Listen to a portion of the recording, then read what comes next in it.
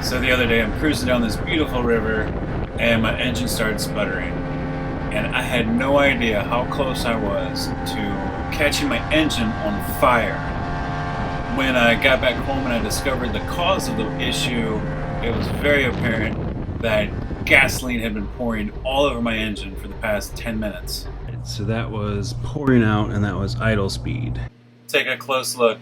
The little plastic piece on the top of this fuel pump cracked. Since I was about 10 minutes from home, I just limped in about, like I said, about 1/3 speed, maybe about 15 miles an hour or so. So the piece of plastic actually got cracked off inside of there, and I'm gonna try and get that out with a screwdriver. So unbolting this thing was just a matter of taking these 2 hex bolts out, cutting the zip ties. I'm gonna replace these with some metal hose clamps. Here it is. Just a small part that could have caused a huge catastrophe. Put your hose clamp on first, then squeeze your part on. Tighten this down. Then we go back in place.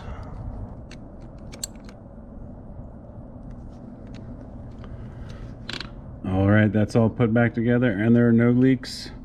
So that's gonna do it. The other near disaster happened the same week.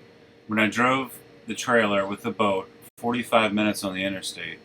When I reached my destination, I looked back to see that the tire was almost fallen off. The cause of this was one of the spindles on one of the axles had broken and cracked.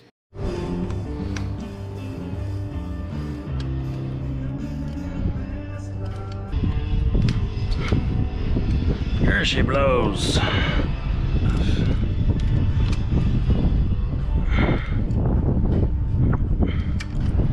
I just fresh greased these things. As you can see, no water got in this bearing yet, so the grease looks perfect. So here's the spindle I bought to replace it. It's looking very similar. I don't think it's gonna matter that the taper is not right here. It looks like the same size. The nut on here is gonna be bigger. I don't have one of those. All right, this may sound crazy, but since I don't have the right size nut for the other spindle and I am trying to get this project done today, I think what I'm gonna do is just cut right here, straight line, and then re-weld this old spindle back in. I'm just gonna clean it, so we're gonna see if this works. All right, so if you couldn't see it before, here's the obvious crack for the spindle that had that tire all cockeyed. We're now going to cut off the old one and get it cleaned up.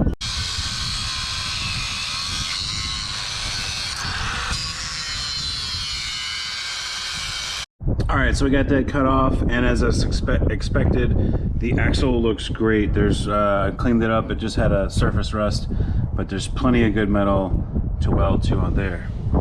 However, on our spindle looks like garbage. It's very, very thin, the good metal that's still left.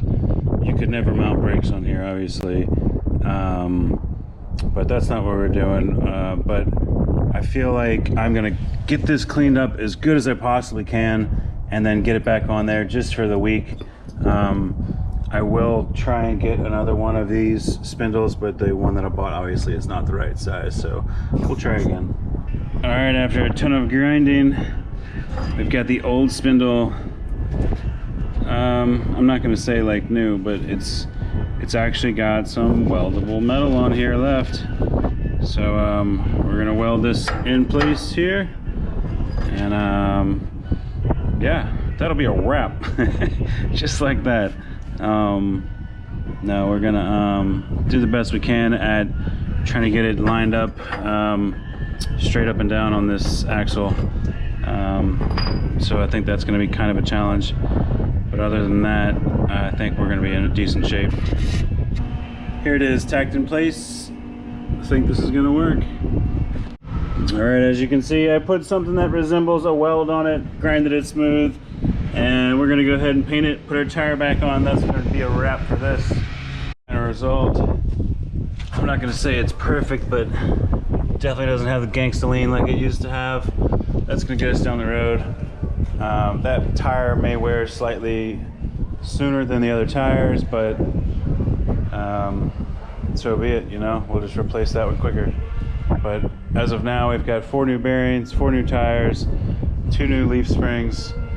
Probably need to do the other 2 leaf springs before long.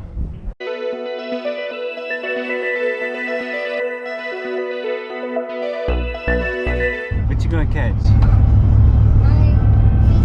Fishy? That's right.